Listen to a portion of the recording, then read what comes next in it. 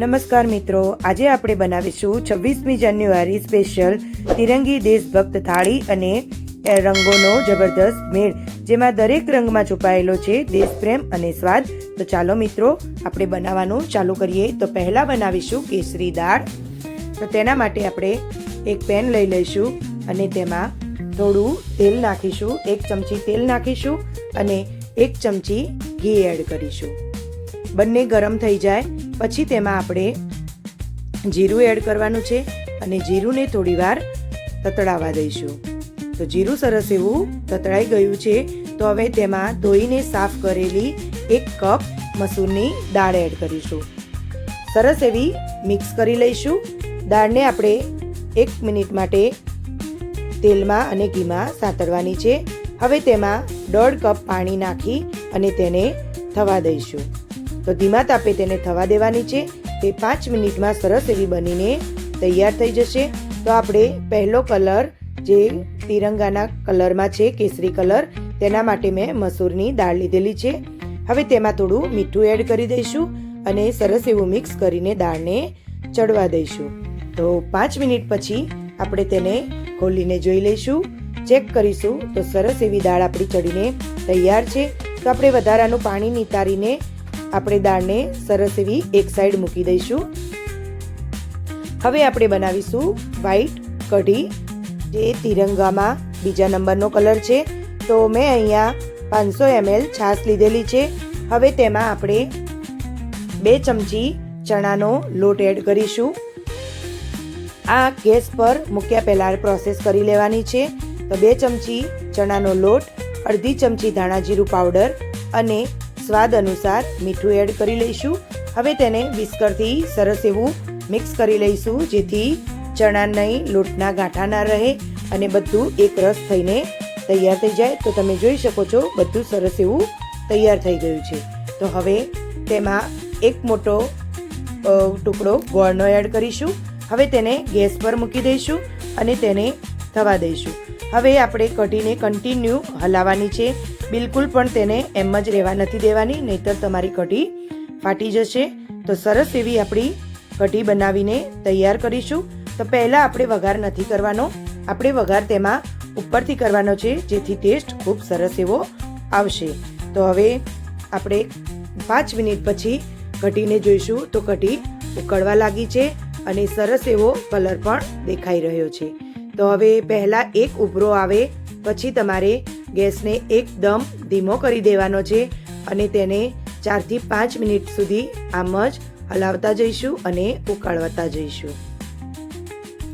તમે મારી રેસીપી કઈ સિટી અને કયા સ્ટેટમાંથી જુઓ છો તે મને જરૂરથી કહેજો અને આ રેસીપી તમને કેવી લાગે છે તે પણ મને કહેજો.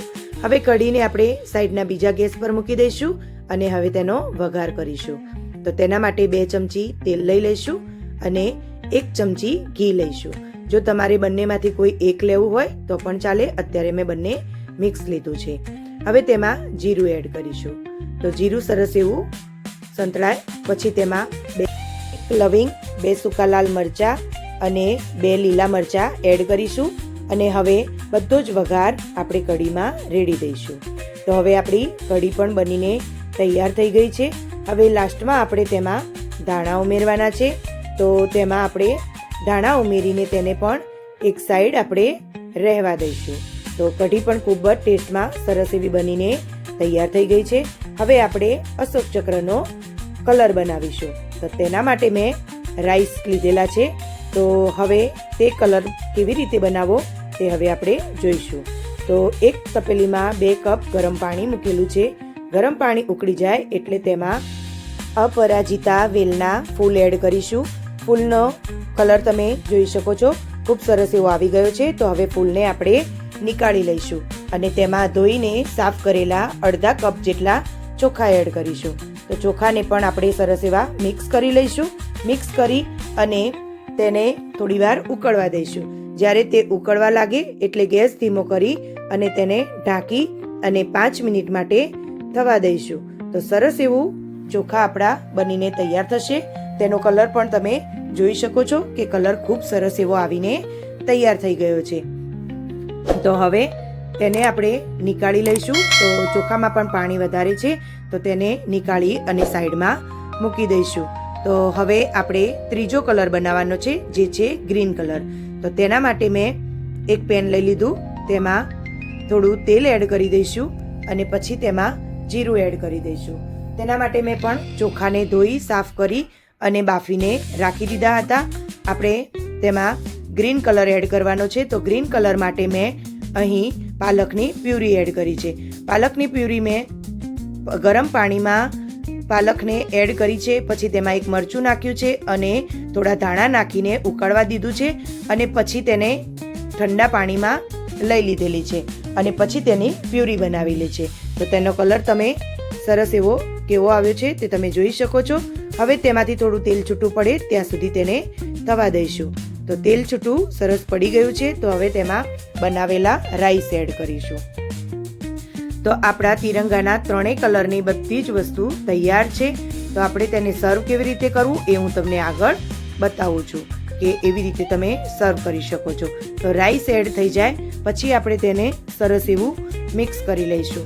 મિક્સ કરતાની સાથે જ તમે જોઈ શકો છો કે રાઈસનો કલર ખૂબ સરસ આવ્યો છે.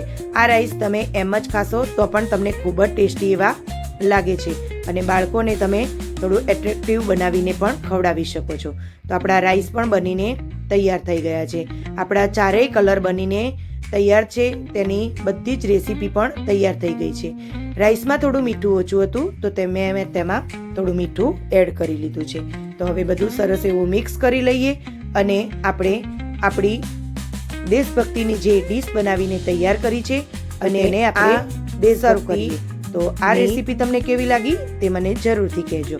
તો ચાલો આપણી ડીશ તૈયાર કરી લઈએ. તો મેં કેસરી રંગ માટે મસૂરની દાળને આ ઉપરના ભાગમાં મૂકી છે, વચ્ચે અશોક ચક્રમાં બ્લુ કલરના રાઈસ અને નીચે ગ્રીન કલરના રાઈસ મૂકેલા છે. હવે વચ્ચેના ભાગમાં આપણે આપણી વ્હાઈટ કઢીને એડ કરીશું. તો આ રેસીપી આજે તમને કેવી લાગી તે મને કોમેન્ટમાં જરૂરથી જણાવજો. આવી નવી રેસીપી શીખવા માટે મારી ચેનલમાં જોડાઈ રહો. તો નવી રેસીપી શીખવા માટે મારી ચેનલને સબસ્ક્રાઇબ કરો. બાજુમાં આપેલી બેલ આઇકનને જરૂરથી દબાવો જેથી તમને મારી નવી રેસીપીની નોટિફિકેશન મળી જાય. મારી ચેનલને લાઇક, શેર અને સબસ્ક્રાઇબ કરવાનું ના ભૂલતા.